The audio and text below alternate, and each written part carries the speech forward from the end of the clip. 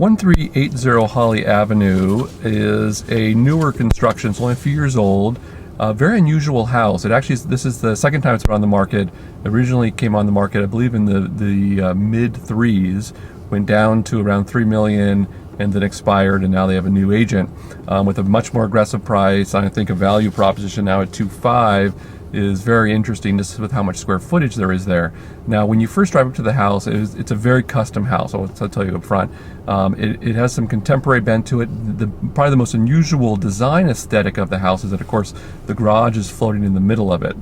But really, we want to talk about the value proposition. I think this time around, they really have presented the house correctly.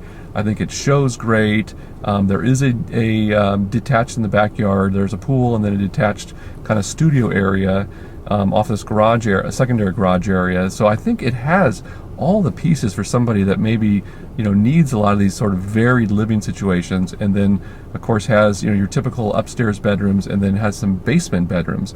So I'm very intrigued now at this price point that there's a good opportunity that there could be multiple offers from a value proposition. I mean, the floor plan is a little unusual, so I don't think it's gonna be for everybody, but I think now at 2.5 there is no way you could purchase that lot again and then replace that house anywhere close to 2.5 million in this market. So I think that is very compelling. This is a fantastic street with lots of new construction on it. So I think location wise, it's definitely a 9+. And then with the new price, of course, value and condition, obviously it's in very, very good condition. I think the only question mark a little bit is that the floor plan won't be for everybody. You need to see it to kind of understand. But for the right person, I think it could be a very unusual setup and lots of opportunity there. So I think at that new price, suddenly you can take a house that is unusual and maybe not the best floor plan, but suddenly that's what shows you what value really is. When it now suddenly is listed for $500,000 lower, now it feels like it's a fantastic opportunity.